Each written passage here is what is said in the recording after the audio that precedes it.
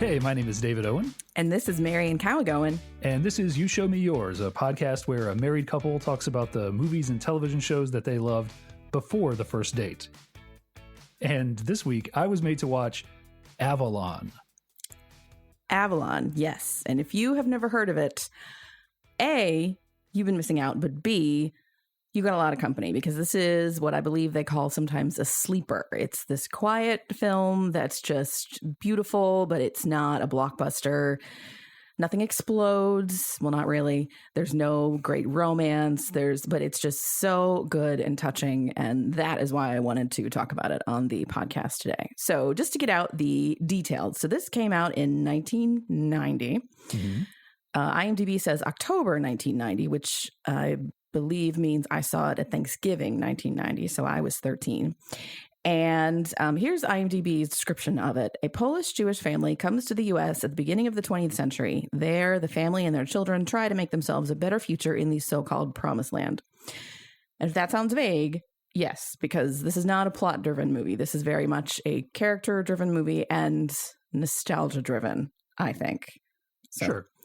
The actors are, again, not, big names that you see in lights, but just solid character actors. We're talking several generations. So the grandparents are Armin Mueller-Stahl. Am I saying that right?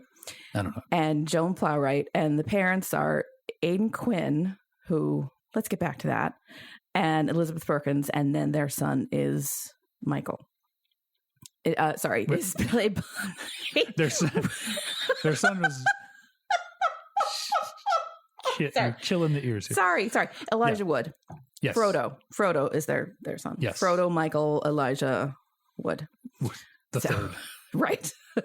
And it's directed by Barry Levinson. And that is important because this is largely, I think, based on his childhood and his upbringing. And if not specifically his family's experience, just this general experience of living in Baltimore in the 40s and 50s. And specifically, I think, the Jewish experience. Which is interesting because, so everything that you'll read about this movie specifies that the family is Jewish. But I watched this time, and that's never made clear. Like, did you know that they were supposed to be Jewish? I feel like I got it. Early on, there's some stuff where it's like Michael is off for Christmas, and yeah, the Sam is like the grandfather. Sam is like, Christmas. Okay. Yeah. But yeah, and then there's some explicit Jewish imagery at a point. There's some talk of the war and concentration camps. So without being clubbed over the head with it, I got that they were Jewish, but it's not a central plot point of the movie, really. Yeah, which I think is interesting for a couple of reasons. I think, so that part is... Like, if you know what you're looking for, you see it, but otherwise it's pretty vague. And I think also that the dates when this is set are pretty vague, too. There's a point when you see something referred to as it's on a placard and it says October 1949. Mm-hmm. But if you didn't see that, you would just know, I don't know, 40s, 50s, somewhere in there. Or, it's after the war. That's all you got. Yeah. I assumed, 48, 50. Yeah. With the cars... reference point of the cars and stuff. Yeah, like I assumed. Yeah. Now, I think this is something that if my parents or my grandparents, those generations watched this, they would go, oh, clearly, that hairstyle wasn't a thing until blah, blah, blah. And that car was, right. And that, they would get that. But I'm sure, yeah. To us who were not born in this time period, it's just this vintage blur. It's like I could probably tell you that's, that's a 69 Camaro and this movie's set in 72. So that's accurate. Oh, that's a 77 Camaro and this movie's set in 72. That's not accurate. That sort of thing. Not that I'm a car guy, but I knows my Camaros. Yeah, everybody has a thing where, you could watch a movie and go, that's inaccurate, that's terrible. But this movie and the cars and fashions, that is not it for me. Well, when you need to fill a street or a recreation of Baltimore, as it were, with 100 period accurate cars, you're going to fudge a little bit like, oh, this is a 52, but we're set in 49, like whatever, So I think it does a really good job though of putting you in the time and place. Mm-hmm. Just the costumes and Everything. I mean, and it's there's some things that aren't going to hit for somebody like me because it's an immigrant story, which my family certainly immigrated to America, but it's so far in the past that we don't have any oral traditions, and I've never done genealogy or anything to even know when that was, or what the situation was surrounding it. So, there are things that aren't going to hit, but I think if you were an immigrant family in your recent generations, then yeah, I think a lot of the stuff here hits really well. Well, and not more than just the immigrant part either, because my family, most people came to the U.S. around the time of the Civil War, so we're not immigrants in the sense that they're talking here. But I think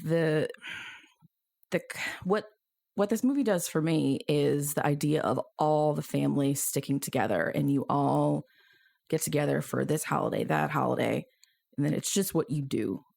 Yeah.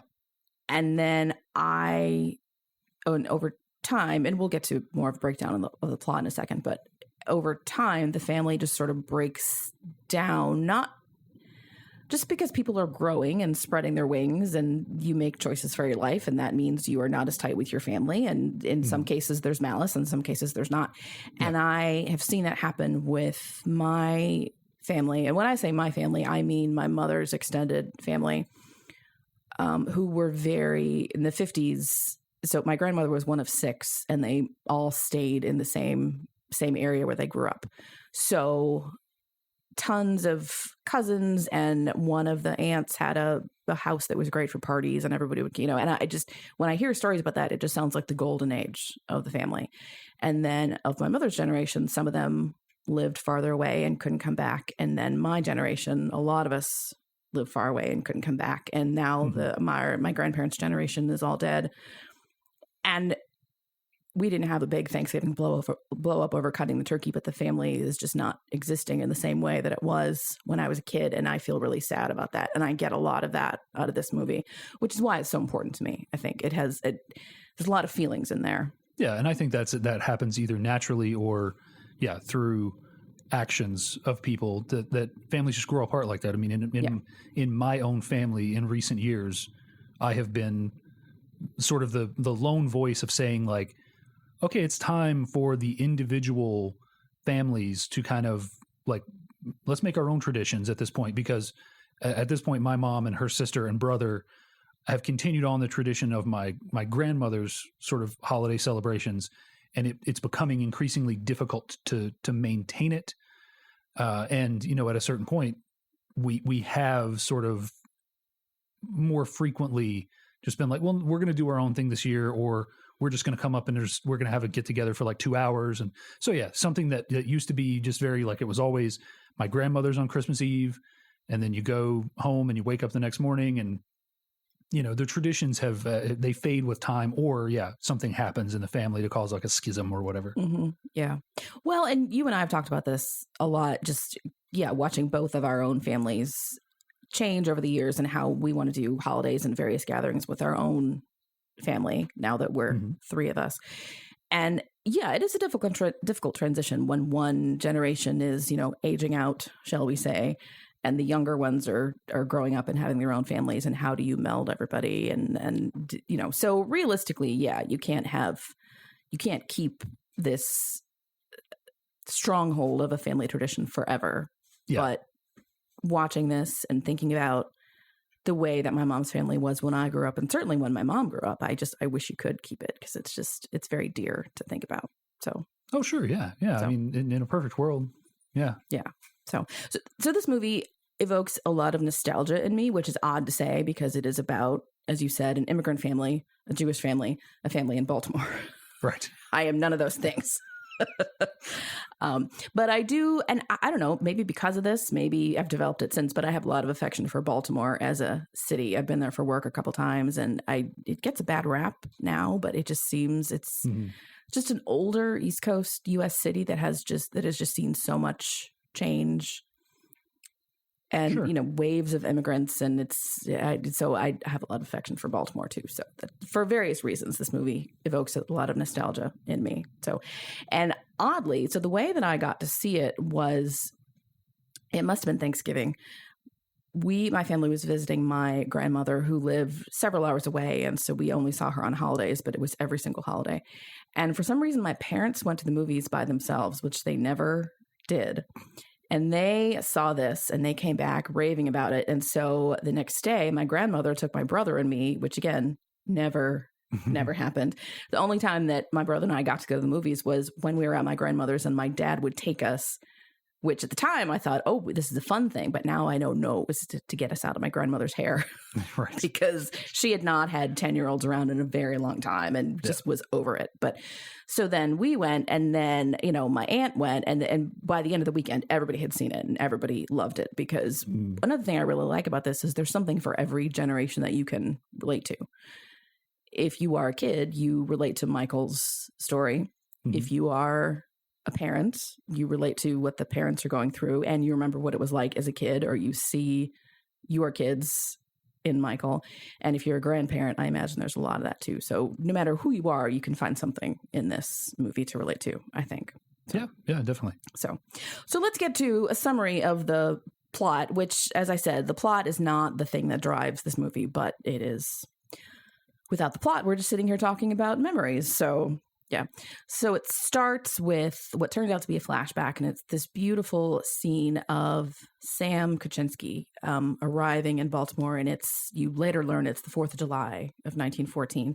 The 4th of July and Thanksgiving are these two holidays that really resonate through the film, which I suppose is another way of them indicating that this family is not Christian, but not really saying it. It's not Christmas, not Easter.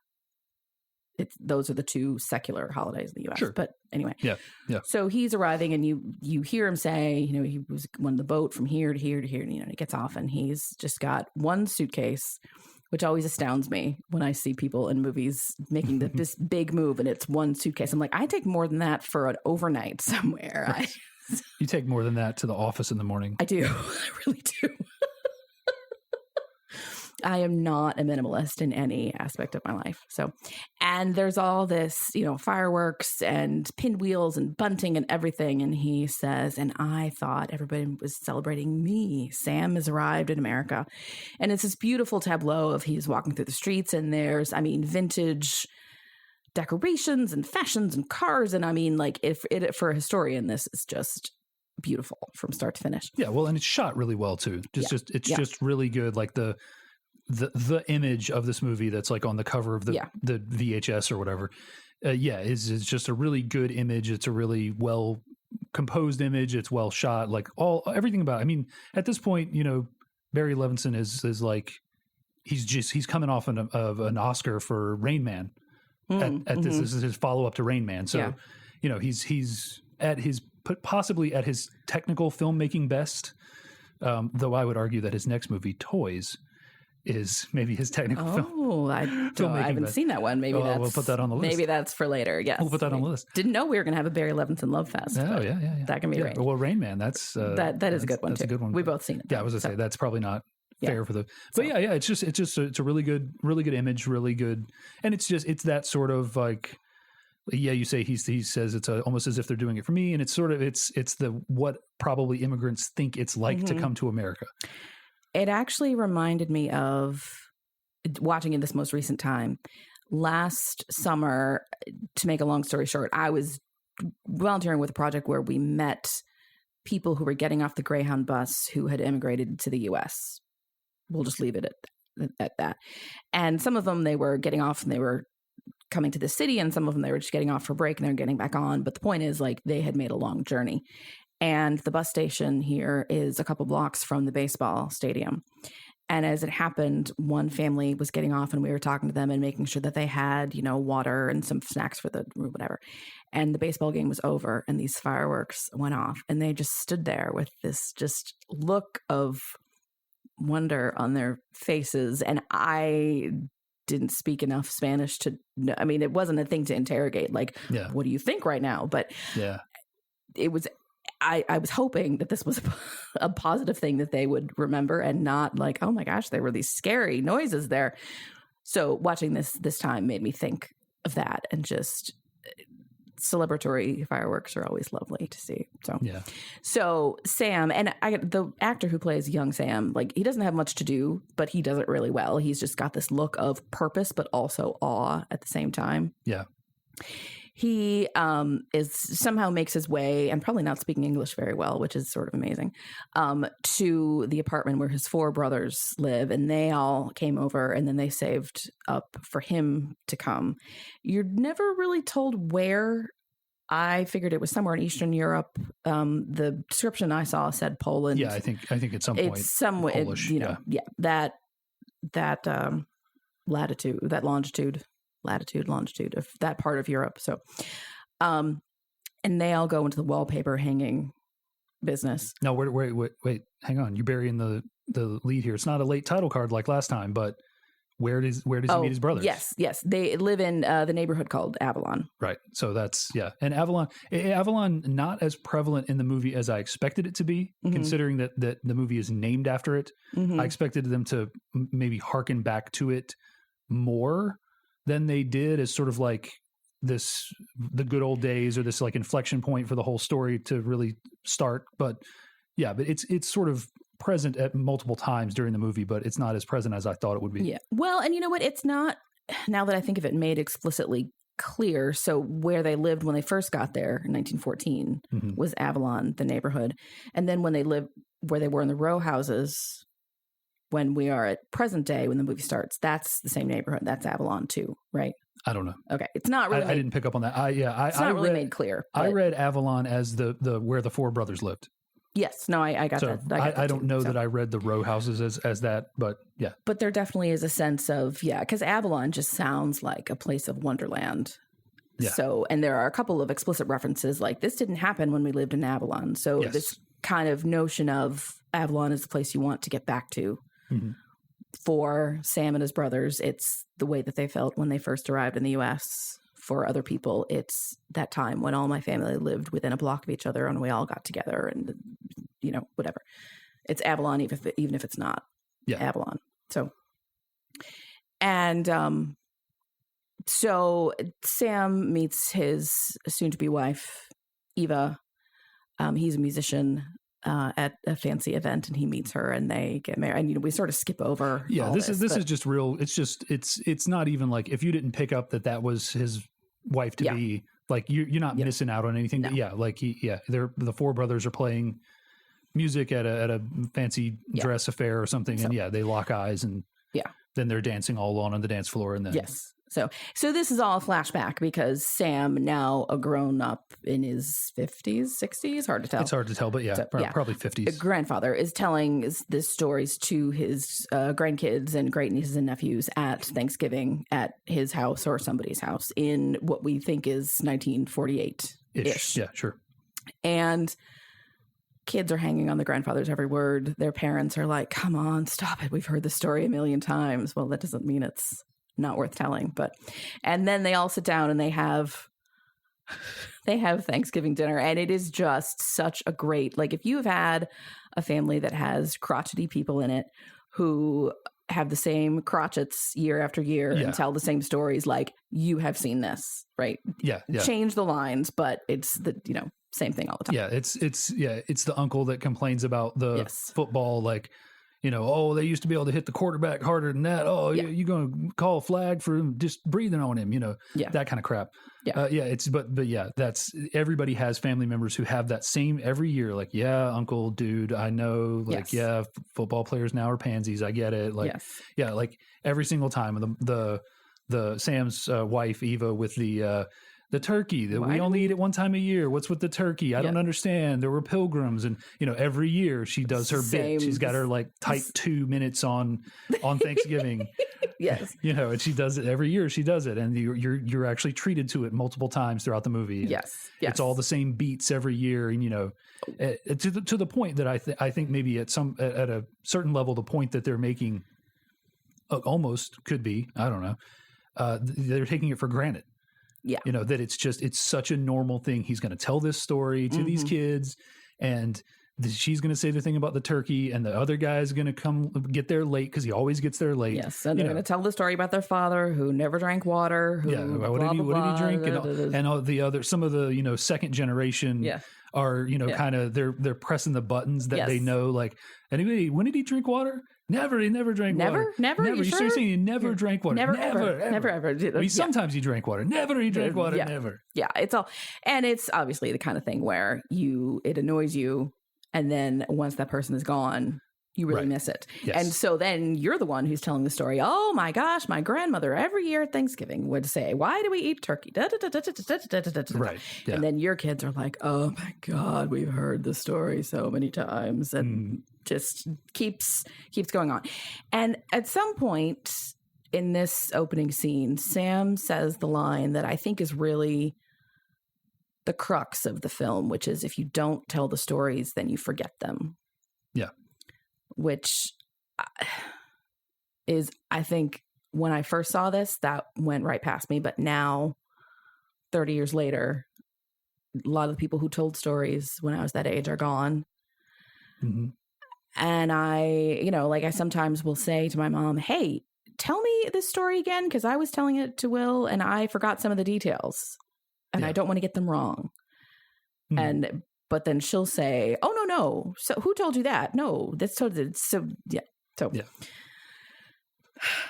me if I get teary a little bit, because there's a lot here. It's got a good, the formula here is, not to say it's a formula, but the way that they're presenting all this stuff, like it's a wide enough dragnet that anybody who has had a family or lived in that extended family, like visited their grandparents or had holidays with family, there's going to be something there that's like, oh, you're going to have a moment or something. But it's really good. They're setting the scene really well. Yeah. For the whole, the family, and this is, like I said, all the actors are great. The performances are great, and they're really just selling the fact that, like, it's like this every year. Yeah. The guy comes. So the line of the movie, I think, like the like, not tagline, obviously, but to me, the line of the movie, the one brother gets there late, and what does he say? You didn't cut the toikey yet, did you? Yeah. Yeah. Yeah. So, this is again, like you imagine, he comes every year and he says, "You cut the turkey. Wait for it. That will happen again." Right. You don't introduce an uncut turkey in the first act if you're not going to cut it in the third act. So Thanksgiving is over and they're back to normal lives, and there's a lot of time passes and it's never clear how much was this the next day, the next week, but whatever. Just get used to it. You get that you're in kind of the same few year period, because the kids aren't aging up yet, so you figure this all takes place in like a year to two-ish. Like, I think you get at least 3 Thanksgivings in there. Based on, there's a baby born later, so based on that type of thing, I think the meat of the movie is about 2 years from Thanksgiving to Thanksgiving. So anyway, Jules, who is Sam's son, I think his only child, it's never clear, but definitely his son. Yeah. I kind of expected Sam and Eva to have more kids, and then Jules and his wife to have more kids, because there's a lot of kids there. And like, where did they come from? But anyway, so Jules is a door-to-door salesman. We see him with a vacuum at one point, and I think he just sells kind of whatever people will buy. That was a thing, right? Like of course, I'm just old enough. I think we're just old enough to probably have been around for someone to try to sell something to one of our parents door to door. I know I remember staying with my grandmother when I was 3 or 4 years old. And I remember a door-to-door salesman coming by, because he came inside, like she invited him inside, and he did the whole shtick with the vacuum cleaner. Yeah. And I think she may have bought that vacuum cleaner. I can't remember. Is that the one that we had for a while? Maybe, yeah. Yeah, like I think she may have actually bought that. But yeah, I mean so that's the thing. Hey, if you don't know, once upon a time, Yes. people their hustle was, hey, can I come into your house and show you how these encyclopedias work? Yes, and I'm gonna dump this dirt on the floor and show you how this vacuum cleaner vacuums out. Aren't you going to need this Actually, cleaned up? my father, did you know this, was a door-to-door Bible salesman for one summer. Oh wow, I believe it was 1967, maybe 68. wow. A lot of other people his age were getting high and having a lot of Yes. sex, and he was selling Bibles. I Doing the believe Lord's in work. I believe in Tennessee. Ah, okay, interesting. Yeah, Interesting. I cannot imagine that at all because my father, God bless him, No. is not a great salesman and not particularly extroverted either. So Yeah. But anyway, yeah. So Jules is a door-to-door salesman, and Michael is going with him for the day. And you don't never really know how old Michael is, but he's young enough that going to work with your dad is still fun.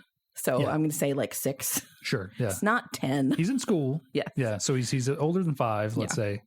Yeah. Yeah. So, and this is all leading up to, they're doing this all day, and Michael is asleep in the car while Jules is dumping dirt on someone's carpet and cleaning it up, and he comes out and he's mugged, stabbed, we think. And as part of and this is going to take a long time to recover, so he's convalescing at home, and the rest of the family pitches in and buys them a television set because he's going to be at home for a while. That was the and this happens a couple of times in this movie. I feel like they go a long way just to introduce a concept. Like you could do without the mugging and the stabbing and the artificial need for him to recover. Well, I think the stabbing is also, I'm going to get off the streets and have a business. But potentially it's a motivator. It's a duel, but yes. It's just like, I think the idea is to introduce the television, and sure, maybe give him a reason to get off the streets, I suppose. I can buy that. Yeah. But yeah, there were several things that I just seemed like, this is like a 2-hour movie. And like, did we need this level of this thread? Like, you could have just as easily done it off screen. And sure. I mean, it's as you explain it, I can see some more plot relevant purpose for it. But at the time I was just going like, why did we need this? Like the bees later, like, why did we need this? Yeah. What did this do that we couldn't have done? Some of this may be Barry Levinson going, but that happened. Right. We got to keep that in. He wants to put it in because it's a moment. So anyway, so now he's going to get off the streets. Yeah. So Jules and his cousin Izzy, played by Kevin Pollak. Jules is played by Aidan Quinn, by the way. Aidan Quinn just reads as super Irish guy to me, and I never grew up having the idea of this person looks Jewish, but if I had to pick out who looks Jewish, Aidan Quinn is not that person. But anyway, it's fine. Sure, so. Yeah.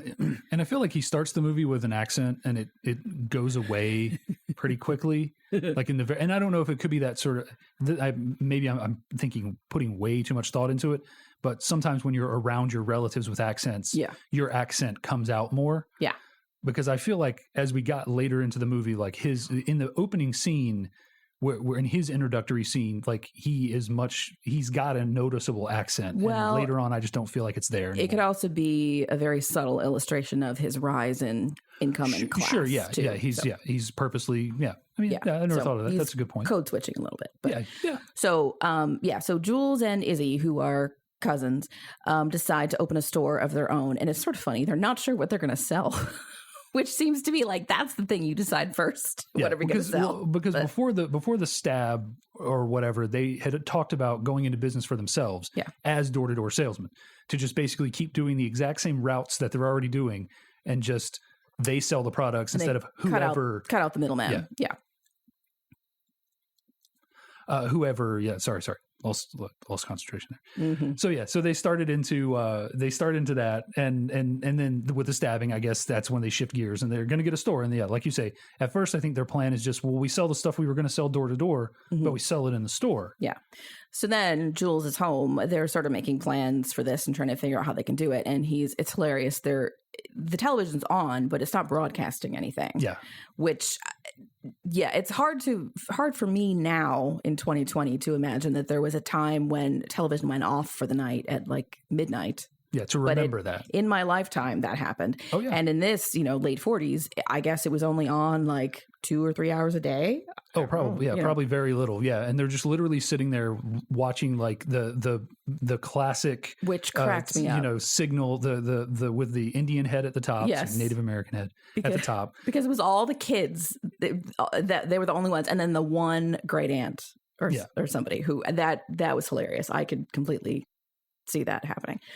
But anyway, Jules is staring at the what do they call it? The signal picture? Whatever it is. Yeah, it's the thing screen. That goes, and then shows like the circle. Yeah. It's like when anybody does a gag of like, it has to go off the air. They show There's some name picture. for it. But, it's got a name, I'm sure. But then all of a sudden he realizes, oh my gosh, we can sell televisions. Yeah, like television. Look at it, because he's looking around like even if people were only interested in it briefly, everybody in the family was gathered around it at one point to see what it was and to like experience it. It's the hot new thing. Yeah, so they decided to sell televisions at their store. Yeah, so they open their store, goes well. We're condensing a lot of things, but it goes well. They have enough money where they can move to the suburbs, which it was funny when they show them in the suburbs. It looked like a city neighborhood to me, but that's the notion of the suburbs now is different than the suburbs in the 50s. Oh yeah, yeah. So like when they are in Charlotte, they talk about Dilworth as a suburb.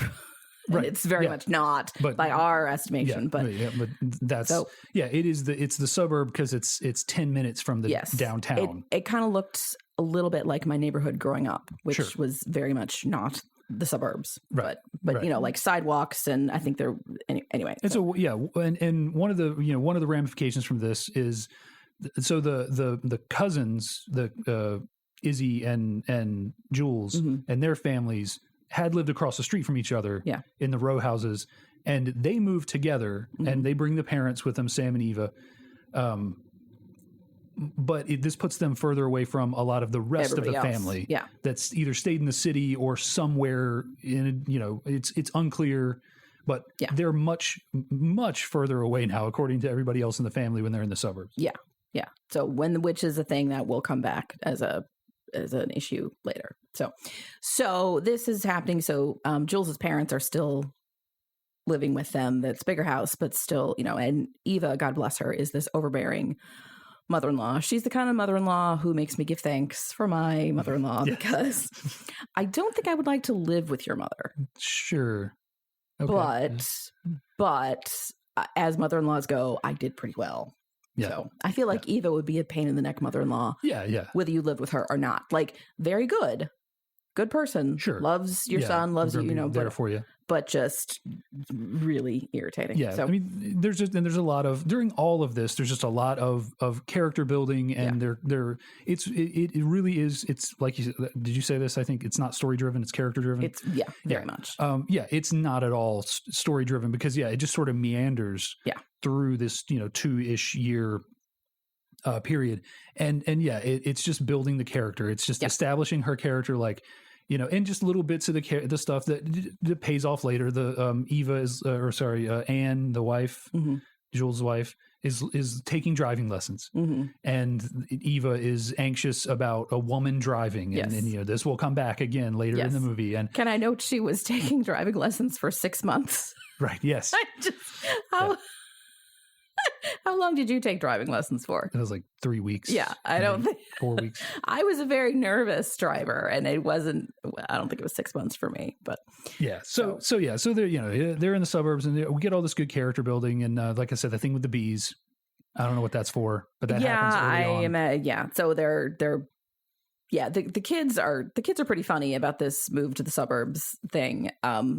Which I think is a trope that you see from fiction around this time. There's lots of the phrase "we're moving to the suburbs" has all this weight on it, and the kids don't know what it means. But I feel like I've seen this in other books and movies and stuff. They're around like the 50s, 60s. Yeah, well, and it's kind of a shorthand for success, right? Especially probably for an immigrant family. Yeah, we're getting out of this sort of it's not tenements, but this sort of just cramped. Yeah, everybody's right on top of each other. Housing, where with the whole extended family, we're moving to our own proper house with a yard and everything. Yeah. So I think it's just a shorthand for we made it to some extent. But all the kids know is I'm leaving everything I knew. So, but yeah, at one point, the suburbs also come with bees who've made their home under the steps on your porch. And the two boys are playing a game that involves throwing baseballs really hard at the steps, which, that's just such a boy thing. Well, it's not a baseball. It's some kind of rubber ball because they're bouncing it basically. Okay. One of them is bouncing it off the stairs,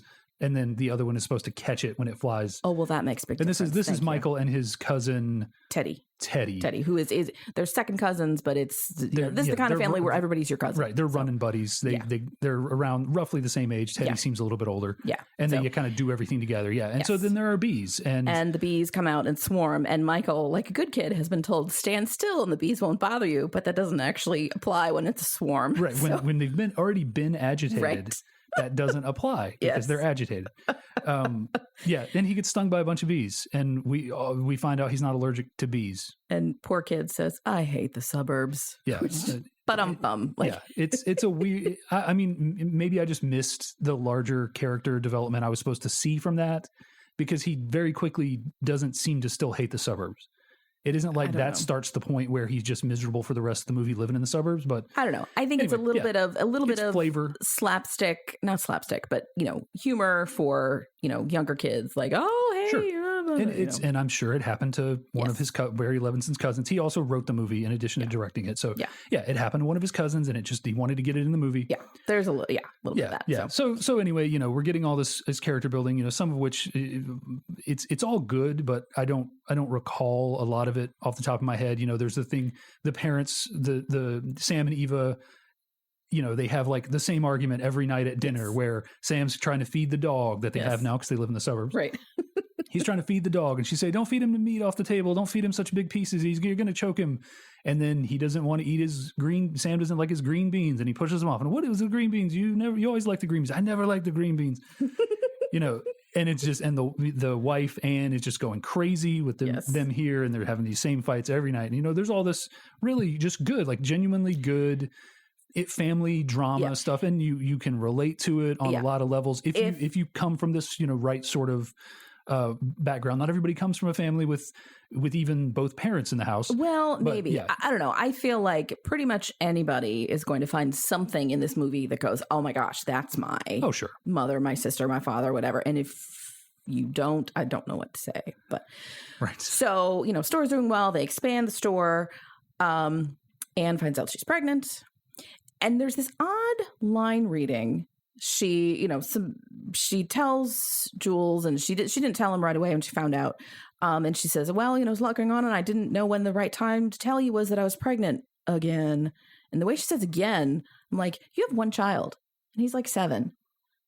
That's the kind of tone you use when the first one is not yet a year. I don't understand. Well, so there is a point at which Sam tells the kids a story about when he owned a nightclub, and during that scene, Izzy and his wife come in, his longtime girlfriend they've now gotten married, and Jules and Anne are there, and they're talking to Sam at this nightclub he owned. Yeah. And Jules and Anne reveal that they also got married, sort of out of the blue. If you're kind of putting 2 and 2 together, I wonder if she wasn't already pregnant when they got married. That's why they got married, but there's a good joke in there about how they got normally he charges $10 for a wedding, but because it was 2 of them, they got it for $15. Got a bargain marriage. It's a bargain marriage. Yes. Yeah. So but it's maybe you could read that in. I don't know. I don't know. I just find it very odd line reading. Sure. But anyway, but let's not forget. The reason that she hadn't told him yet that day was because it's the return of Eva doubting the ability of women drivers when Anne goes to pick up the kids from an all-day movie extravaganza, which, I'm not old enough to know about this, but I know about it just from osmosis. Yeah. That, when you used to just on a Saturday, kids would go to the movie theaters and there would be, newsreels and just one after another. Well, and at some point they established that they're there from 10 a.m. to 4 p.m., which that's serious. And I was like, I don't think of myself as a helicopter parent, but sometimes I see stuff like this and I'm like, I wouldn't let Will go to the movies with only other kids there for 6 hours? Like, it was a different time. Kidding me? Right? It must have been. Jeez. So anyway, she goes to pick it up. She goes to pick him up. She parks at the gas station across the road from the movie theater. Yeah. She's has getting the attendant fill up her gas tank for her. It's full service. I mean, it's come on. That's there wouldn't have been self-service bygone days in that time, unless you live in New Jersey. Yeah, where it's still full service all the time. Everything is legal in New Jersey. That's a Hamilton thing. Never mind. Okay. Sorry. Never mind. I couldn't miss it. Yeah. So they, so we're coming off of Anne having offered Eva a ride with her right then to go home. And she refuses. She says, no, I'll take the streetcar. It's safer. So she parks at the gas station. Anne parks at the gas station. Pronouns, pal. She parks at the gas station and goes across the street. And as she's going across the street, a streetcar derails and slams through the gas pumps and into their car. Yes. And this is the reason that she has not yet told him, because this is the same day as the streetcar incident where they go out on a date night or whatever. And she has the occasion to tell him she's pregnant. And Eva, by the way, turns this into, well, thank God I wasn't in that car, not, oh, thank God I wasn't on that streetcar. Right. Yeah. Like I was going to be. That was the funny thing, is that, she could have just as easily been on that streetcar. Yes. Yeah. And the interactions between Eva and Anne are all great. And it's that sort of dynamic that I think you see in families in general. It's this, strong matriarch and this other, matriarch at tier 2 matriarch who's like struggling to, like she says a couple times, like, I want to be able to put something down in my own house and where I like it and it stay there. And I've had some friends who've dealt with the same thing where, when the grandmother or the mother comes to visit, she's doing everything, undermining the fact that they are their own people and that sort of stuff. So there's some good dynamics there. And I think there's a lot of relationships that I think there's a lot in this movie that speak to different people on different levels. Yeah. And I think that's one of its big strengths, is how many different things, like you said before, somebody can look at this and go, oh, I had that power struggle when my mother-in-law lived with us, or whatever. Like, there's something in here for everybody. Yeah. Or I'm the mother-in-law and, oh, holy crap, I need to change my act, or, whatever. Yeah. Anne's pregnant. And then like a month later, she's super pregnant at Thanksgiving. I thought that was an interesting, but I don't know, maybe in the 50s, they didn't find out until 2 or 3 months in, but the 5th month. Yeah. So, and then it's Thanksgiving. So it's been a year, and they're having Thanksgiving at Jules and Anne's house. Yeah.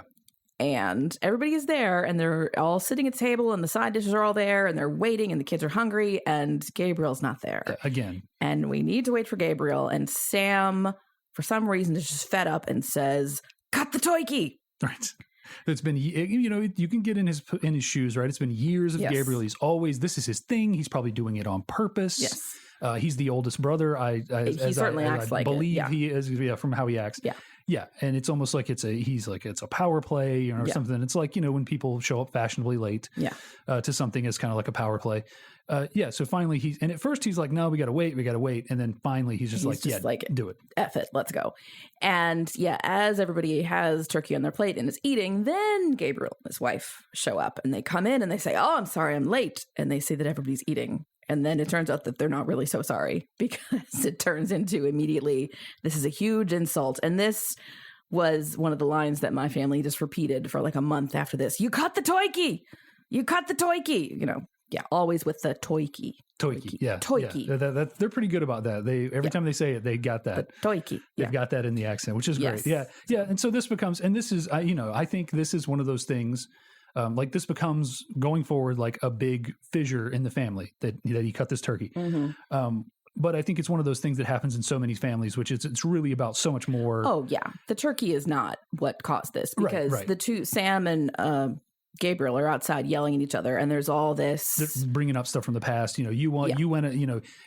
Gabriel brings up the fact that he left that Sam left the wallpaper hanging business to buy his little nightclub, and then the nightclub failed, and he brought him right back into the paper hanging business. And we saved up to send you over, and there's something like, if it was up to me, you wouldn't be here. Blah, blah, and if it wasn't for us, you'd still be in the old country or whatever. It is like the animus of 40 plus years that is starting this fire. The turkey is just one spark. It's the turkey that broke the camel's back. Yes. Yeah, if you will. Yes. Yeah. So and I think that's the thing that happens in families. Like you remember, like someone is talking about, well, I haven't talked to my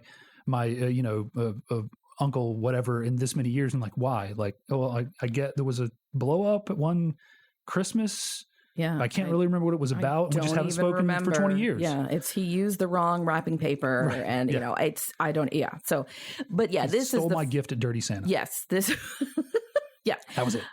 This is the first, real fissure in the family. And it all, like you were saying, it all comes out. You've moved out to the suburbs, there's that too. He resents them for leaving the family unit, this centralized unit. And they moved out to the suburbs. Oh, you're so well off because you live in the suburbs. And they say that several. Yeah, acting fancy. Yeah, you're acting fancy in your suburbs. Which I think is something that a lot of people could relate to. Not necessarily moving to the suburbs, but, fill in. You've got your fancy car, you've got your fancy college degree, you've got your fancy job, you've got your, whatever. That's a lot of people have been through that. Yeah. So that basically creates a rift that between it starts that's the tear. Well, I guess the rift comes a little bit later, but that's the tear. And the rift is pretty much finalized a couple months later.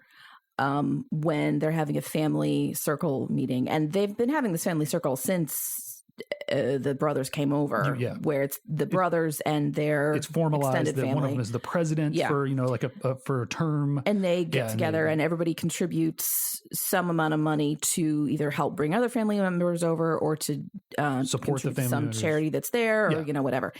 It seems like at a point they came together to bring who are you bringing over next? Some of their out of people. It seems like they were like, okay, well, what can we do with this money to help people?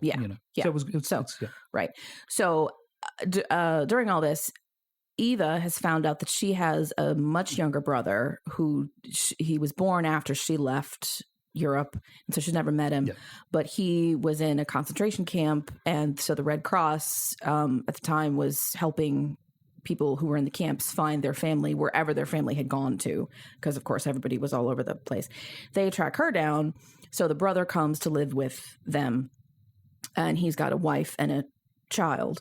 Never clear if the child is hit, but anyway. Well, there's some gossiping about, well, if the kid is 6 years old, then he would have had to have been born in a concentration camp, but I don't see how that would have. It's sort of funny to see the two sisters-in-law who are outsiders and don't speak any of the language. They're speaking Polish or whatever. The brother and his wife, once they get there, they're telling their story or whatever. And you can tell that they're telling some somber stuff. Yes. But they don't subtitle it, and the two wives are like speculating. Yeah. Probably with whatever broken Polish they picked up over a little the years. bit. Yeah. So, but anyway, so at this family circle meeting, Sam says, okay, we want to give something to Simca. Right, we have this tradition. Brother. We have this tradition. When people come here, we take care of them. Yes. And Gabriel is like, nope, he's not my family. Essentially. Right. And then we stir up the Thanksgiving thing again, and his son gets in on it, who I noticed was not at Thanksgiving. Yes. Not at either Thanksgiving. Yeah. But is there to mouth off, about this whole thing. Yeah. Probably with his wife's family. Right. So it's not all about family, is it, Herbert? Right. Anyway, and insults are hurled, and now Sam is the one to walk out. Sam, and then Jules and his family, and Izzy and their families. Yeah, but not before Jules just basically reaffirms what Gabriel has already been saying about, you're so rich and you live in the suburbs, and Jules just finally says, just forget about it. We'll pay for it. Yeah. We'll get him a place. Me and Izzy, who are doing well with our store. Yeah. Well, he doesn't say that, but that's the implication. Yeah. Oh, we'll handle it, which, is almost like it makes it worse. It almost, because it just confirms everything that Gabriel's been saying about, you're here you are now, big man. You're showing off. You're asking us before all of us peasants to chip in, and now here you are. You just, just let me pull out my wad of cash and just buy these people a house. There's really no good way to do that, though. Like, I don't know how are you supposed to make peace with that? I don't. No way. Yeah. So now the rift is widened, and Izzy, by the way, I think is the son of the fifth brother who died in the influenza.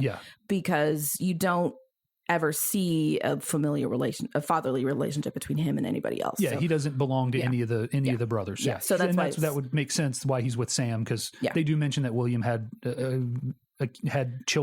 child. Yeah, I think at one point he died I think at one point at the beginning, Sam says to the girl who turns out to be Izzy's daughter, "Your grandfather William." So, but it's never very explicit. And I think that's one of the things that this movie sort of revels in, is not the right word, but it does this a lot where it's just like, it's not important. Yeah, it's really not. It's not important for you to know, just like it's not important to know exactly what they were saying in Polish. Yeah. It's not important for you to know exactly who Izzy belongs to.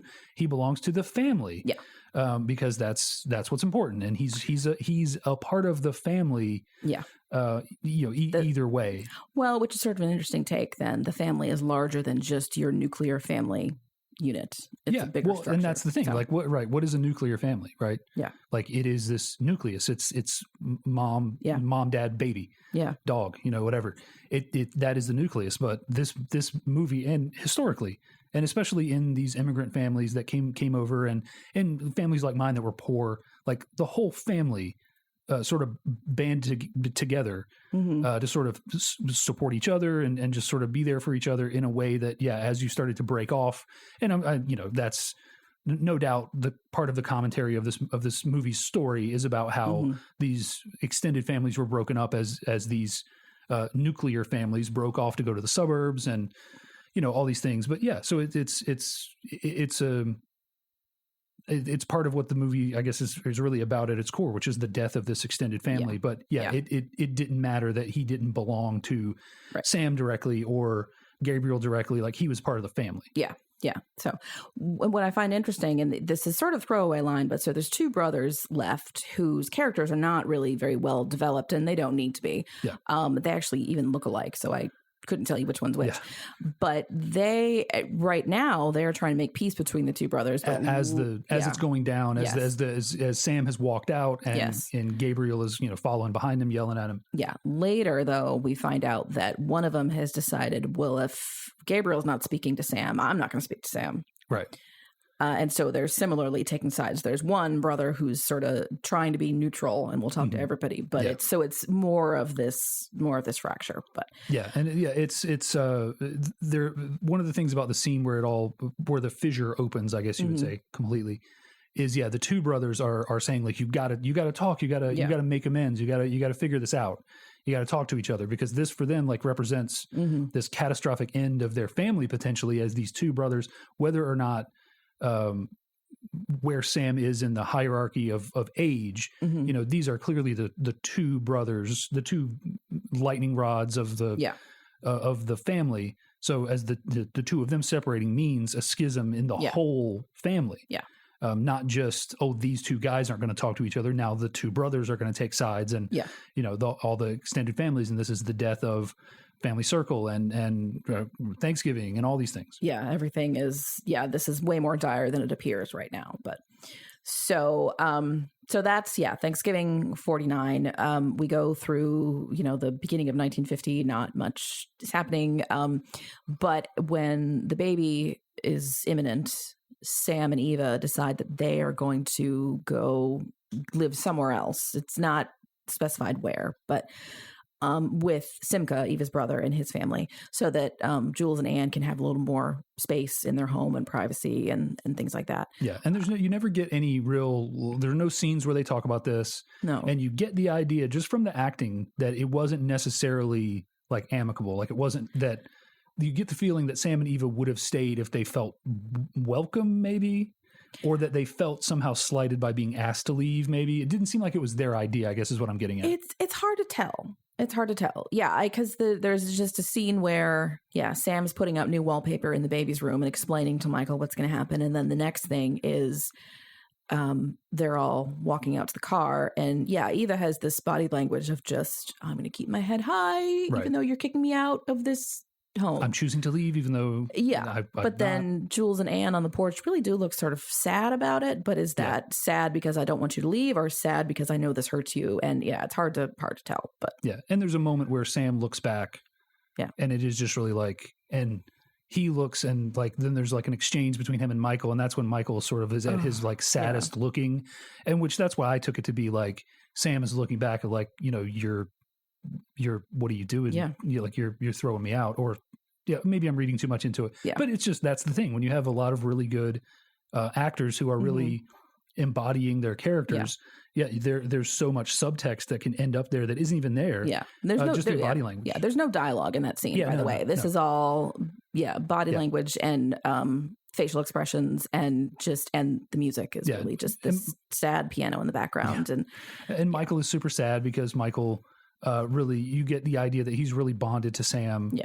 And even though he doesn't call him grandpa or anything, he always calls him Sam, which I think is kind of interesting. Yeah. I don't know. Not like interesting bad. Like, I just think it's, it's a choice. He's Sam. Yeah. Like, Yeah. I don't know if we ever hear what he calls Eva at all, but yeah. So, he's really sad and there's this sad piano music playing. And does that scene link into the scene where he's playing the piano? I'm not sure if it does or not. It probably does. Yeah, I think, in between the wallpaper and this. Yeah, I think there's a scene where Sam is playing the piano, and there's a flashback earlier in the movie where Sam gets the piano when Jules is young and it's raining. And okay, interesting that you say that, because in this one he says, "I remember the day I brought home the piano for Jules. It was a beautiful day." Yeah, memory. It was beautiful. Just it was raining. Like, yes.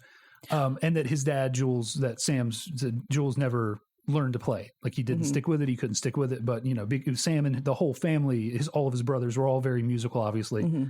And Jules didn't take to it. Mm-hmm. And he's saying, I should teach you sometime, Michael. I should teach you. And Michael's like, I don't know, maybe not. Yeah. Which for me, like, I put a pin in that because I come back to that later. Okay. So they're leaving and it's very sad. Yeah. And then what are we moving on? Are we at what are we doing? Yeah, now? so now we are at Izzy has another brilliant idea. I feel like most of these ideas about the store all come from Izzy. Izzy is the schemer. Big on ideas. Yeah. And he talks Jules into, I'm not sure if it's another store or a second store, but either way, it's huge. It feels like a replacement. It's like a big warehouse, like 4 or 5 stories, and they're going to expand their premises. They're going to expand their product line. Like, their store now is a discount store that sells appliances and everything. Like, they started out as just televisions, and either that didn't work or that worked well enough that they expanded to do more stuff. So they've outgrown the space, even though they bought like the business next door and they bought the rest of the building or whatever. Yeah. In their original location, they're just out of space. Yeah. So, and it is I don't know Baltimore well enough to know where this is, but it's on the water. It's big, old warehouse that, kind of thing.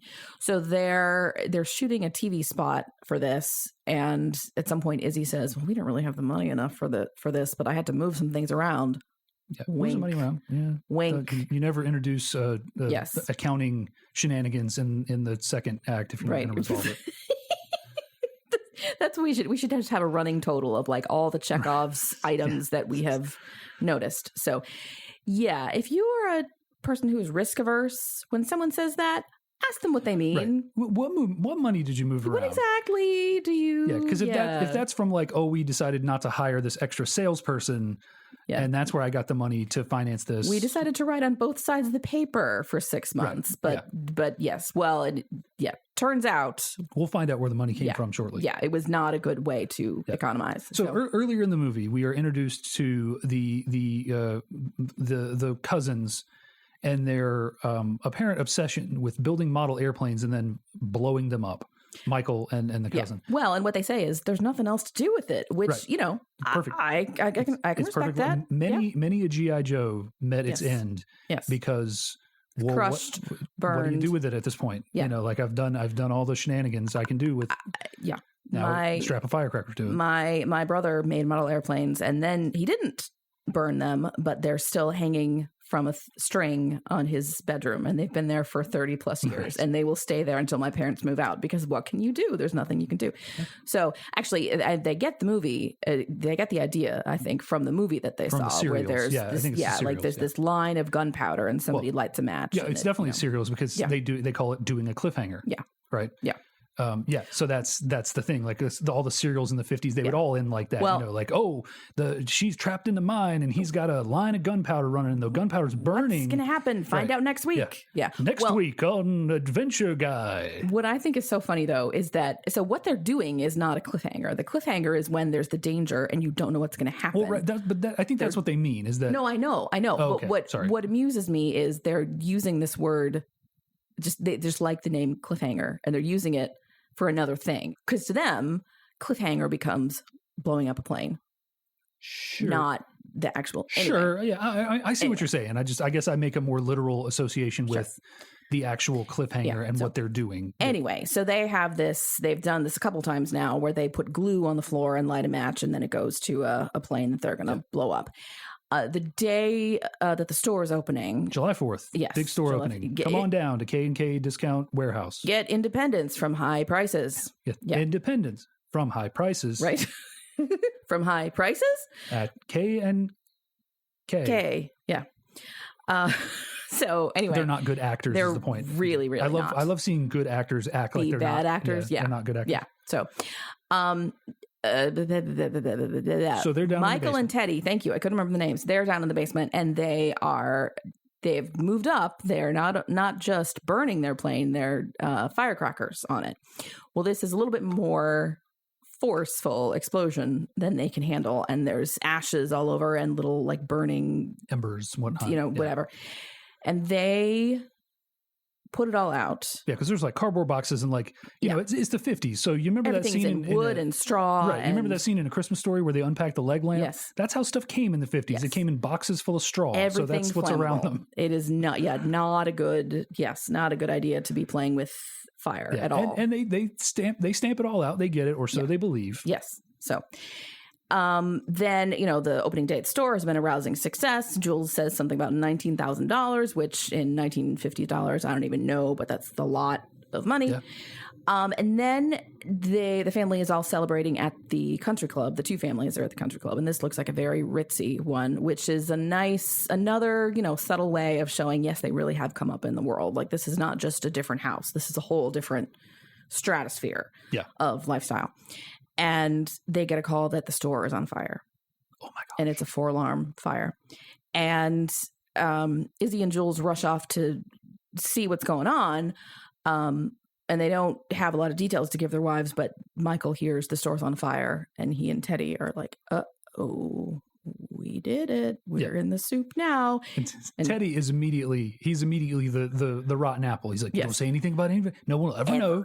No one will ever know. Don't say anything." But Michael has a conscience. Yes. So poor Michael. The mothers get the kids home while the fathers are at the fire, and Michael immediately runs off and runs to his grandparents' house. So we don't know exactly where they are, but it's close enough. Well, no, he gets on a bus. Oh, that's right. Yeah. So I mean, it's close enough that it's not a 2-hour bus ride. But yeah. He tells them what happened. And meanwhile is trying to find Michael. Yeah, and of course, Michael runs to Sam because Sam is his, he's Sam is his safe place. Yeah, Sam is his safe place. Yeah, I thought it was interesting. Michael runs up, and both of the grandparents come, and he says, "I burnt the store down because we were setting fire to a model airplane." And Eva is immediately, "I told you not to." Blah, blah, blah. And Sam's like, "Eva, stop it." Eva had previously discovered them setting a plane on fire, and advised them that that was dangerous. Yes, which it is. It is. But I am Eva sometimes. Like, I can't stop jumping right on the don't do that instead of there's going to be a time for that. So anyway, as you were saying, they call Michael and they say it's got to be Michael that comes to pick him up. Or sorry, they call Jules. It's got to be Jules to come and pick up Michael because Michael has something he needs to say to Jules. Mm-hmm. Yeah, the grandparents are not down for this. Don't tell anyone ever. Keep it a secret forever type of thing. And Michael tells Jules what happened. And watching this now as a parent, I wondered, because Jules says, "You didn't do it. It was on the 4th floor. Right. It was an electrical problem." Sure. Michael does his whole, he comes clean, and that's the Sam influence, right? Yeah. That, like, you got to tell, it's hard, but you got to tell him. Yeah. And he tells him the whole thing, and you can, Jules is obviously proud of him for being honest, but as you were saying. I wondered, is that actually what happened? Was it actually an electrical problem on the 4th floor? Because, I mean, that seems like a big thing to lie to your kid about. Yeah. But also, like, it's the same either way. The store, we find later, the store is totally gutted. Nothing remained. What's the point in letting your kid feel guilty? So I don't know. That had never occurred to me until just now. I don't read Jules as that kind of parent. I don't read him as that he would. What kind of parent is that? That's the sort of parent that is sheltering their kids from I don't know, reality. I don't know. Like, that's a lot of reality to put on a 6 or 7 year old. It is, but they're responsible for it. Well, like, especially, you know, a first generation guy like that, like Jules, who obviously was raised by Sam, who has instilled these values. Like, I think Jules would be just against lying about it, whether it was him or whether it was Michael. Well, so if Michael lied to him about it, that's bad. And if Jules lies to Michael about it, that's bad. Well, you know, that there's integrity. The integrity goes both ways, and that there's not like, when you do something like that to spare a kid from something, you don't really spare them. What you spare them from is the chance to learn a lesson that will resonate far more than their memory of having had a bad thing happen or not. You know, like, you're robbing them of a chance to make a mistake, a really bad mistake, and learn from it. Maybe. She's like, oh, no, it wasn't your fault. Don't worry. You know, like, you probably shouldn't play with matches, right? Like, if they had actually done it, like, do you want a way to keep your kid from ever playing with matches? Well, fair. Tell them yes. the truth that they burned your store down, and now you guys are going to you're going to lose your house and whatever. Yeah, I mean, they don't lose the house, but things do change. That's a lot of guilt to put on a kid. If it had been that kind of, you know, we have to move because you like. I don't know. I'm not saying tell the kid that. What I'm saying is not saying like this is all your fault, but like acknowledging that this is, not hiding it from them. Yeah. Not because at that point, like, what? I don't know. Yeah. I mean, I can see where you're coming from, but I don't buy that. Number one, as a valid thing to do in any situation with your kid, to lie to them to spare their feelings when they have legitimately done something wrong. Well, yeah. I don't see the wisdom in that, but I also don't think that it didn't read that way to me. And for me, that didn't feel like that character would do that. Yeah. Jules would do that. Well, and as I say, this only occurred to me this time through. All the other times I've seen this, I just took that at face value. And honestly, it felt to me more like a honesty is the best policy kind of thing. Like, he told the truth, even though he knew what it would mean for him to have done that. Michael told the truth, even knowing how bad that was. So that's the, you know, that's in kind, fair. But yeah, the point being, like, that's the learning thing, is like, that's the proof that a lesson was learned about truthfulness. Yeah. You know, and it's the bringing that home. Like, you're just as proud of him because he told you the truth, even though he didn't really burn the place down. Had he lied, it would have never come out. It would have just been, okay, well, the electrical fire on the fourth floor, no big deal. But his first instinct was to tell the truth and not to wait and see like Teddy, because, you know, if he had waited like Teddy, then the dads would have come home and said, oh, electrical fire on the fourth floor. And they would have been home free. But Michael, his upbringing prevented him from doing that. And maybe because Teddy didn't have a Sam, that's why he was willing to kind of lay low. And because Michael had a Sam, he felt the overwhelming need. He needed to tell someone right away, which is why he ran to tell Sam. Yeah. He ran to tell Sam because he needed to tell somebody, but he also ran to him for counsel, and which he gave him, which is that you have to tell the truth. And he told the truth. And I don't know, he ended up with no consequence, but he told the truth. He was willing to accept whatever consequence. Facing down the firing squad. There were. Right. You know, now that we talk about this, you know, we mentioned earlier how this is a Jewish family, but it's not explicit at all. That's a very, that reads a lot like confession to me as a Catholic. Yeah. You know, I think seek the counsel of a wise father figure in Sam, and you confess what you did, and then you are forgiven and loved anyway. So yeah, definitely. Yeah. Anyway, so we survived that tragedy. You know, the but there's one final blow. Yes. Jules finds out that when Izzy was moving some money around, what he did was he canceled the insurance on the store. So they have no recourse to rebuild. They have to declare bankruptcy. And Izzy says, but it's fine. We can do it again. Yeah, we just go back. We just get going. You know, here we go. Right Jules again. Says, back on the treadmill. No, hard pass. Yeah. I am done. I'm going to go back to selling. I can sell anything. Yeah. And that was another point. I think this would be one of those things that like we've had an opportunity to talk about what we didn't when it comes to selling. There's a moment here where he quotes Sam saying, a good salesman can sell anything. It doesn't matter what the product is, essentially. I forget the exact quote. But I think that's a unique thing. And I'm sure this is a straight out of Barry Levinson's life. That is a thing that so many parents, immigrant or not, my parents wanted, my mom especially wanted this for me.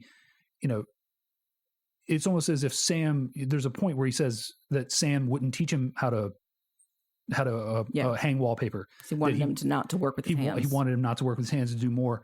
And, I think that's a thing that this movie encapsulates. Like my mom was the same way. She worked a manual labor job for most of her life, certainly all of my growing up years, and wanted the exact opposite for me and encouraged me and found the money to buy me a computer, even though we did not have it, and pushed me into something else. And here I am, doing something very far from manual labor, and doing something with my life, quote unquote. And yeah, it's that I feel like is such that hits for immigrants. I know, that idea of the first generation comes in and does the backbreaking work. And so that the second generation can go, but coming from a poor background, there's some similarities. I got to break that mold in the way that Jules here as a first generation born in America got to break the mold right away. My family came here poor and stayed poor for generations. And then finally now some of us are starting to break the chain cycle. Whatever. Yeah. So yeah, I mean, that hit for me.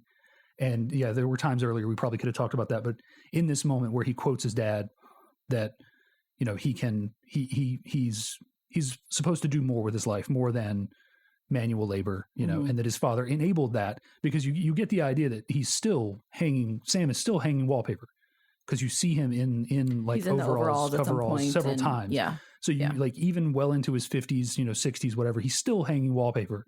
And he never got anything more out of his life, but he wants, completely for his son to do that. So yeah, that was something I would hate for this whole thing to pass without talking about that. But yeah, that really was a good one for me. Like that hit for me. Yeah. Yeah.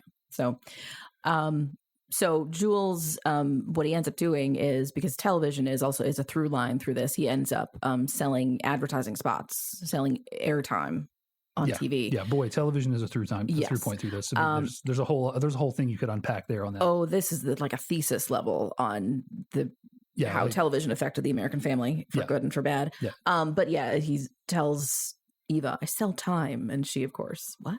I don't understand. Ads. He sells ad time. Yeah. Yeah. So yeah. So and everything's not going great, but everything is at least stabilized after the store fire. And, he's got this other job, and it doesn't appear that they lost the house or whatever, and everything's okay. And they are, is it 4th of July again? I think I'm going to assume that it is. It's some summer. holiday in the summer where the family's at the country club, but. Well, they're not at the country club. They're at this. It's called Frock's Farm. No. I mean Jules and Anne and the baby and Izzy and whoever else. Yeah.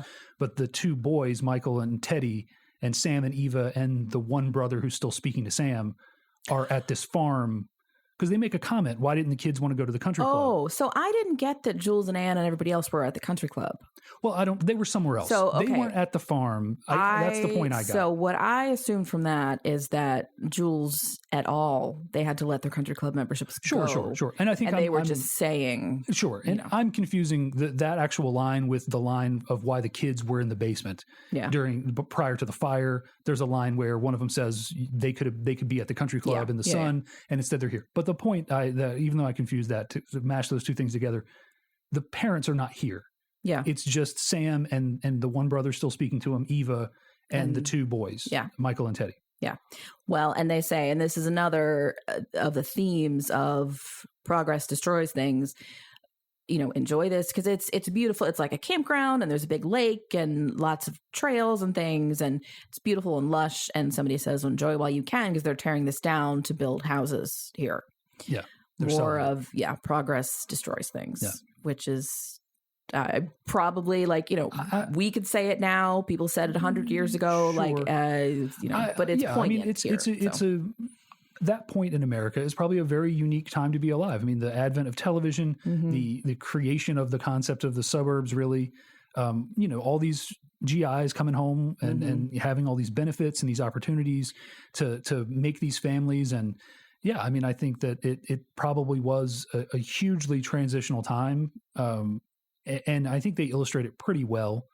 And the older generation, of course, being like Eva says, like, fine. This is in the middle of nowhere. What would you do? Like, the streetcar doesn't even come here. Yeah. And I think Sam says, well, they just extend the streetcar, or whatever. But also, like, spoiler, they didn't. The streetcar, like, that's that. Now, as we look back on it, that quaint idea, even though as the city we live in, Charlotte, has a streetcar. But it's sort of a novelty more than anything. It doesn't go that many places. Yeah. But yeah, just this idea of like, well, why would you live out here if the streetcar doesn't even go out here? Yeah. It's just this encroachment of the progress. Yeah. That so obviously the grandparents aren't down for. Well, interestingly, this is a sidebar that is not relevant to the whole discussion of the movie, but I noticed Baltimore as a city, I think, has had some not great race relations over the years. And I noticed that there were several places and scenes where you did see Black families like going to the store and things like that. And I wondered, would that actually have happened? But then you talk about, I mean, this is 1950. Wow, is Baltimore going to get a taste of, you talk about progress changes things in the next 10, 15 years. So that's going to change a lot. But that's just, we know what's coming. They don't. Well, and the nightclub Sam owned also was seemed to be an all black club. It was a jazz club or something, but everyone in there but Sam and his family were black there. So you get that idea. You get these like little sprinklings of, race, but like that's a whole movie unto itself. And I think if you stay clear of that, like you can't do that a little bit. Like you can, they do it without mentioning it. The moment that you shine a light on it, like you got so much more story to tell. Other story. Right. Yes. So I think they handled it just sort of, and you got the idea that their original discount store wasn't in the best area of the city. There was like a street market across the street from it, and it looked kind of run down. So it wouldn't be a surprise to see some Black families mixed in with the white families who were waiting in line to get in the store and stuff. But what? Keep going. You're giving me the high sign here. I'm not. Keep going. What did I say? You just, Black families don't live in the best areas? Like what? In the 50s? No, they don't. Like I bet there were no Black families in that suburb they moved to. Well, like, of course. Yeah. I mean, where did, I'm no race expert, but if you had to guess where most Black families lived in Baltimore in the 1950s, they lived in the city. Well, I mean, and that's the thing. We're talking about white flight here. We're talking about. Well, right. That's the other not so nice reason why people move to the suburbs. Right. Exactly. Exactly. Yeah. Anyway, let's get back to the So they're at the lake. Everyone's having fun except for Eva, who's just having some heartburn. You've been having a lot of heartburn lately, Eva. What's going on? You're having a little something, a little verklempt. Oh, nothing. I'm fine. I'm fine. Let's go for a walk. I'm going to take a walk. Falls down. Yeah, kids, come with me for a walk. Not quite dead, but close. Yeah, something is wrong. Yeah, we don't ever know. It's never really clear, but she's in the hospital for a long time. And this is summer, and then at Thanksgiving, she's still at the hospital. Yeah. And Sam stays at the hospital with Eva. Jules and Anne and their boys are at home at their house having Thanksgiving. There is no Gabriel. There is no family gathering. Right. There's nothing. This is the... And you notice they're eating off of TV trays. Right, in front of the television. Yeah. Do you get it? Do you get it? Do you get it? It's a little heavy-handed, but it's clever is not the word, but they're transposing or like having the dueling images of the rise of television and the decline of this family. Yeah. Whether or not television was the cause of it, I mean, in a lot of ways, it was the root cause of it because Jules going into the business and selling televisions made him, quote, rich, even though we know that he wasn't. Jules and Izzy talk all the time about how they're broke and their heads are barely above water. Yeah. But again, it's the appearance that they're giving off. And I think no matter if they had sold cars, if they had sold, sure, but I don't know, anything, if they had hung wallpaper and just been really good at it, right. and it would have been the same thing. But in the context of telling the story, it's not accidental. Yeah. It's obvious. I mean, obviously, it's not. TV is not an innocent player. I mean, the fact that he's involved in selling televisions and that he's selling airtime for ads on television, everything that went wrong for this family can be, 6 degrees of Kevin Bacon or whatever to television. To television. Yeah. So, Thanksgiving TV trays. It's this. Here, look at what you have wrought. television. Yeah. These families sitting here. I got to say, whenever we are eating dinner in front of the television, I kind of feel like that. Like, oh my, we are so awful. Yeah, I can see that. That's not how I want to be. And we have a perfectly good kitchen table. We have 2 tables we could eat at, and yet we do not. We don't. But that's... Anyway. So we transition sort of into the final act here, into the end, as we start to wrap up the movie. And here we are getting really close to the end. So Eva dies without much ceremony. I don't think we even know that she does. They don't say that she. It's not like, well, that's her funeral. Well, right. Well, right. I'm saying they don't say like there's no phone call. Yeah. Like, oh, she's dead. Yeah. No.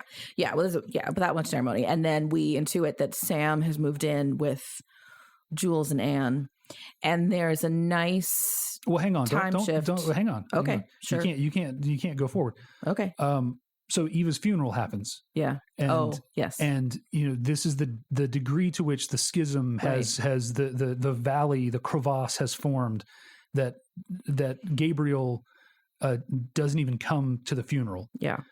So you would think, like, again, this is all about cutting the turkey. Like, on the surface, it's about cutting the turkey. Mm-hmm. But he doesn't even come to his brother's wife's funeral. Yeah.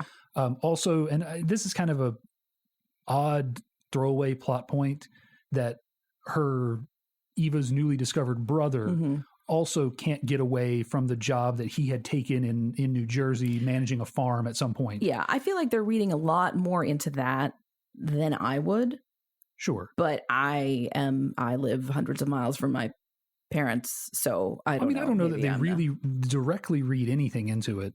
Like, it's not like everybody's like, doesn't sound. They mention it at the same time as they mention Gabriel. And then there's so Simca and his family lived in Baltimore for a while, and then he got a job up in New Jersey managing a farm. And there was a little bit of pearl clutching when the family moved away. Then, like, why would you move away from family? Right, because and now there's this. And I can't really relate to that. Because to me, it was just an offhand mention. But I also don't understand, like, you could have just as easily had him there or not mentioned that he wasn't there.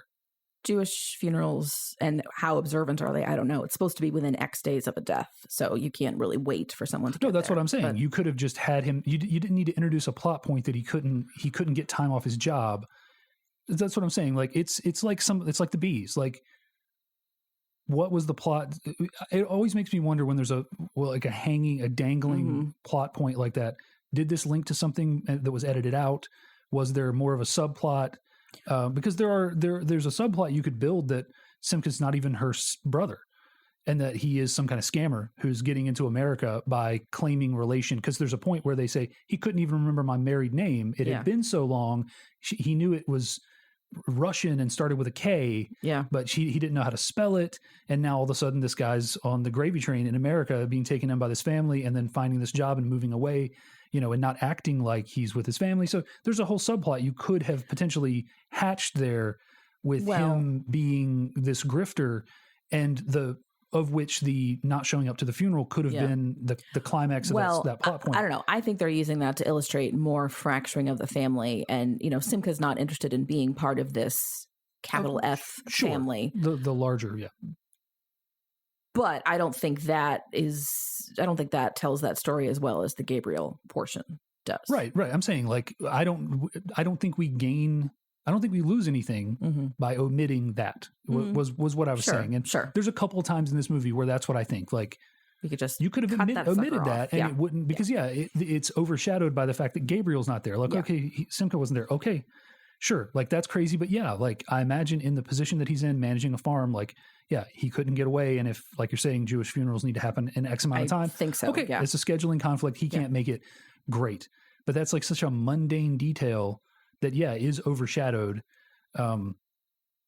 by Gabriel. So I don't know, but so that's the significant point that I wanted before we move. You're right. That not even this was enough to heal this wound. Yeah, and that happens in life sometimes. Like, people are that petty that not even a major life event is enough to bring them back. Yeah, because they have some BS little grudge about something that happened. That in retrospect it's become huge, even though it doesn't need to be. So, So Sam goes to live with Jules and Anne, and there's this neat editing thing that they do where they show him walking, between rooms and going and sitting down in a chair with the paper, and then it goes dark.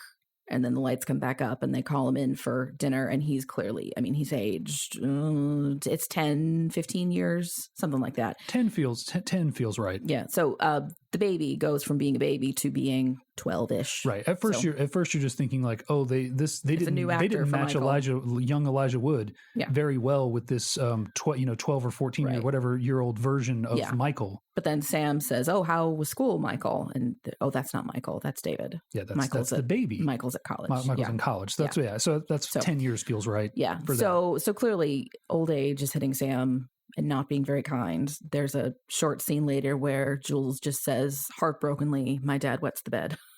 Yeah. He says this while he and Anne are just staring at the television. Television is everywhere again, in this house. There's, Look at. And then we jump forward, like, I don't know, 10, 15 years. I feel like we're in the late 60s. Yeah, probably. 60s, 70s, based on the clothes and the cars, things like that. Yeah. So, 60s and it's not explicit, but I think it is Thanksgiving Day because you see some decorations in the hallway and some stuff on TV and things like that. And it just makes sense. Right. So, you wouldn't like that's the day of significance. Like, of course. Right. Yeah. So a grown-up Michael and his son are visiting Sam in some kind of a nursing home facility. Yeah. And Sam's not super with it, but Michael still loves him. Yeah. Well, and there's this moment, I think I said put a pin in it earlier. Yeah. There's this moment, and I oftentimes read a lot into little things that happen in movies because I know a lot of directors do little insignificant things that mean a lot. Mm-hmm. So oftentimes in this podcast, you will probably notice that I read things into things that might not be there. Mm-hmm. But there's a moment where Michael and his son are walking into the nursing home and they pass an older gentleman playing a piano. I didn't even see that. There's just the slightest little look that the actor gives, which is like, to me, calling back to the scene where Sam had offered to teach Michael. Mm-hmm. And you kind of just get this moment, at least I did, where like Michael is maybe thinking, oh, I should have really, I should have let him teach me to play the piano. Like, and again, maybe I'm making that up, but that certainly jumped out to me as like, why would you put an old guy playing the piano on the walk-in? Yeah. Again, like you don't even need that walk-in. Yeah. You can just, do you know the way to the room? Yes, I do. And then they're in the room. There. Yeah. So, obviously the walk has some level of significance, whether it's just to demonstrate the conditions in which he's living, which are not bad conditions, but he's just, it's a senior, it's a nursing home. It's the row house of nursing homes. It's a little cramped. Yeah. So, they get to the room. Yeah. So, and Sam, and this is one of the other ways where, like, if you know anything about Judaism, this is a sign that they're Jewish. Michael says, "This is my son. His name is Sam. I named him after you." And Sam says, "You're not supposed to name people after the living. Mm-hmm. What you can do is use the same first letter. So you could call him Sean or whatever, but not Sam." And Michael just says, "I know." Yeah. Which is like, I don't know what that means, but it feels like it hurts. Like, is this like, I'm not Jewish anymore, or you're dead because you're not there mentally anymore, or what does that mean? I don't know. I took it to mean more of maybe more of the latter. Yeah, that he's, for all intents and purposes, because obviously we're reading this as Alzheimer's. Mm-hmm. Sam as he existed is gone. Yeah, like there is no Sam like that anymore. Yeah. So I mean, I kind of read it as that, like this was his chance to honor Sam, and for all intents and purposes, Sam is gone. Yeah. So, not physically dead, but and little Sam is, I don't know, 5.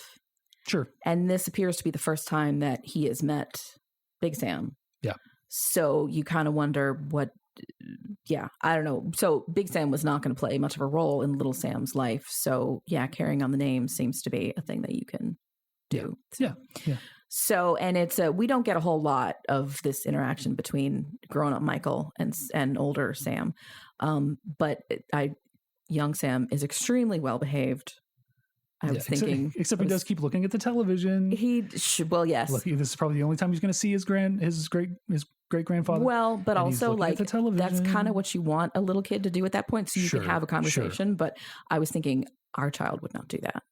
Yeah, at all. It would be, "Mommy, Can we go? I'm bored. Mommy, it's hot. Mom, oh, Sure. yeah. At 5, sure. Yeah. Yeah. Definitely. But anyway, so yeah, grown up Michael and his son are walking out of the nursing home, and then young Sam says, "Daddy, that man talks funny," which is cue for Michael to tell the story of how Sam came to America. And we go into he came to America in 1914, just as the opening monologue. And but before that, honestly, and this is the thing that this again, put a pin in it.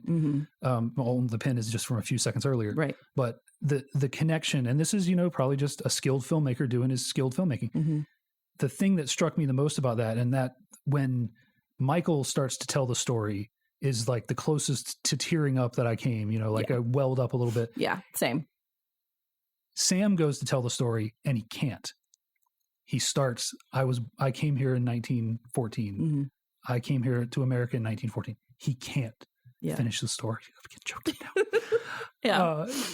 That's just the quality of filmmaking. He can't finish the story. And then the oral tradition is carried on by Michael, who does finish the story. Yeah. So that to me is what makes that Michael telling the story pop even more, because Sam couldn't. Yeah. And Michael can tell his story for him. And now you're making me cry too. Yeah. And this is the type of stuff that I think when I first saw this, all this stuff was over my head. But now that I'm older and I have, everybody from my grandparents' generation has died. And there's stories that I remember parts of, but not the whole thing. And so some of those are just gone. Yeah. And I keep saying to my mom, I need you to write these stories down for me so I remember them. Yeah. And she forgets to do it. And I forget to ask her. And they're just gone. Yeah. Oh, my family's the same way. There are definitely stories that, especially the stuff on my dad's side, not being as close to him. But yeah, there are stories that I have probably heard 30 times in my life, but it's been 20 years since I've heard them. And yeah, I could tell you, there was that one time that they did this thing, but I got no more details. Yeah, so it is. I mean, it hits you. Yeah, for real. Well, and that's why it's funny. Like, this came out at Thanksgiving. I saw it around Thanksgiving. Well, it came out in the fall. I saw it at Thanksgiving. Thanksgiving is a through line there. It's very much it's a holiday type movie for me. One of the NPR shows, I think, has a StoryCorps they call the day after Thanksgiving the National Day of Listening. Like, you're with your family, ask them stories. Yeah, record them. Do this, and I always am like, I should do that, but I see my parents in person twice a year, so I don't ever think to do it. Yeah. And my mom doesn't like the spotlight, so it doesn't happen. We need to get rid of these big honking mics that we have here and get a little like hidden lapel mic or something we can sneak onto her and then ask her to tell the story. Yeah. So that, with, a bit of a tearful ending, that is Avalon. So should people watch this? So what did you think of it? Had you heard of it before, seen it? I had heard of it in the context of that there was, to me, like in my knowledge of this movie, this was the movie that Barry Levinson made between Rain Man and Toys. Okay. Because those are two big ones for me. So yeah, that was about all I had heard about it. I've heard it thrown around a few times. I maybe had seen a clip from it. I think I knew of it as an early Elijah Wood movie when he was a kid. Yeah, but no, I didn't really know anything about it. Yeah. So should people watch this? Taken as a whole, excuse me. Taken as a whole, sure. It is a non-traditional story. Like we said, and we will continue to say on this podcast, you never introduce an X in the first act unless you're going to use it. And they introduce some X's that they never use, or that seem to have less significance than you want them to. The bees, I will always come back to. Yeah. So that's yes, absolutely. Obviously it is, you got to be there for the whole journey. Like it would be easy to give up on this movie after the first 30 minutes. Sure. Even though, the first 30 minutes are probably like the most hopeful and upbeat part of the movie, as this movie, like, again, it's a family in decline ultimately. So it gets darker as you go, but yeah, you should watch it. It's good. I enjoyed it. There were definitely parts where it sort of lost me, but it got me back. It doesn't hurt that I'm forced to watch the whole thing. Thanks to the rules and regulations of this podcast. Right. Yeah, I think I would be interested to see what somebody thinks who's from a generation younger than us. Yeah.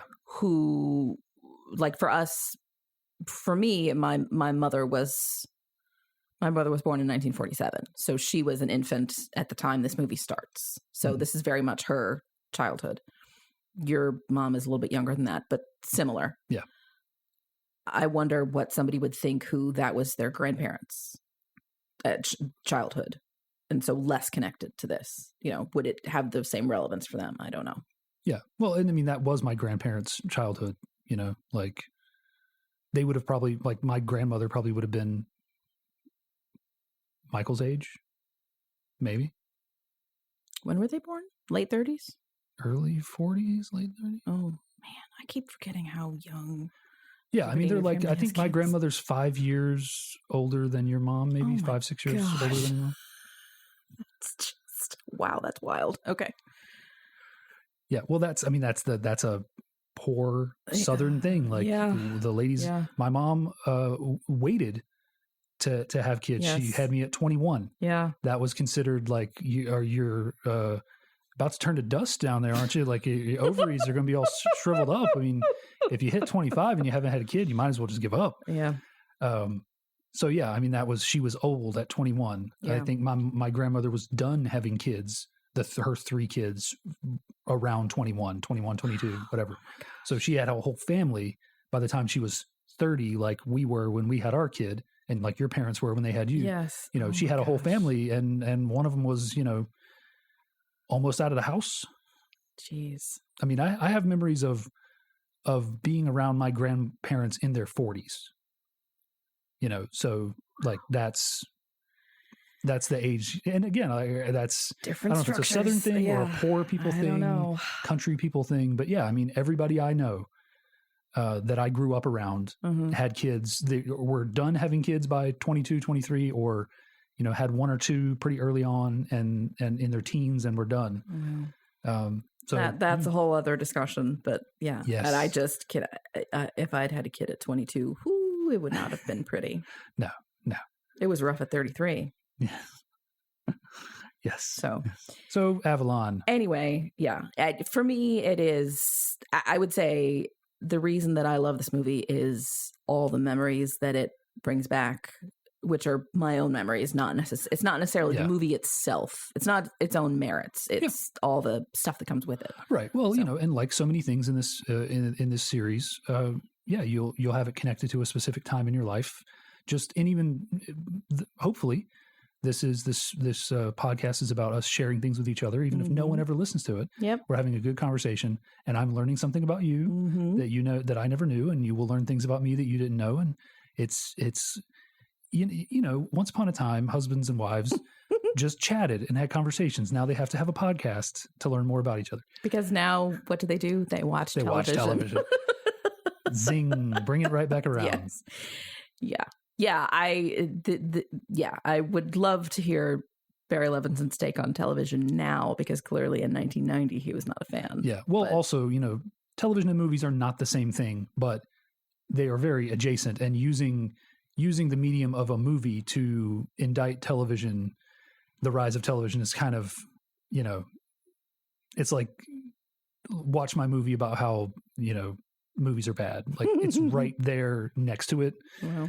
It's, I don't know. I just find it a bit ironic that he chose a medium that is very nearly the medium that he's sort of, and I don't know, maybe he doesn't mean it as an indictment. It's obviously he's not saying the rise of television was a great thing for families, but maybe he's just trying to be like this. I am the unblinking eye. This is just what happened. I'm just reporting what happened. So, well, we have talked about this movie for almost as long as the runtime, I think. We're like, it's like 2 hours. Clearly, we 2 had hours, 3 minutes. A lot. So we're getting there. Say about it. So, but like we said, this is us having a discussion. If you're along for the ride, like good for you. But we make this thing for ourselves just so that we can learn more about each other. Yes. But we would love to know what you think of Avalon. If you're our age, does it resonate with you? Does it feel like your parents' childhood or your grandparents' childhood, depending? If you are younger or older, what's your take on it? Is this a generational appeal? Who knows? What do you think? And do you love television too, or did it destroy your life? Did it tear your family apart? Yes, Right. So, please drop us a line, email or tweet. We are at YSMY Podcast at either Gmail or Twitter. Would love to hear your thoughts.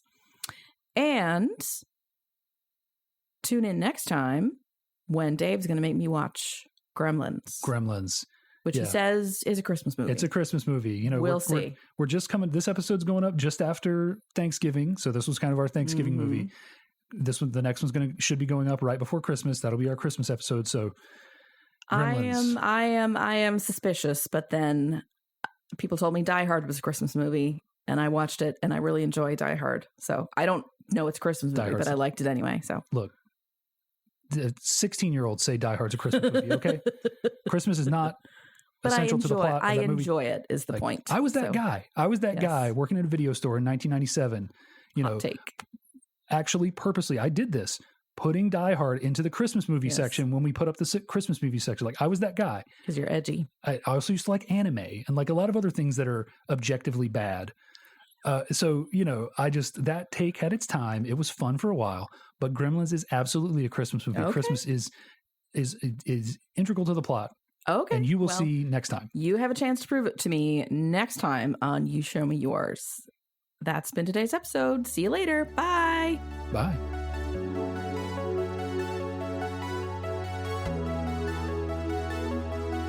The You Show Me Yours theme song is Uplifting Electronic Indie by Winnie the Moog from filmmusic.io.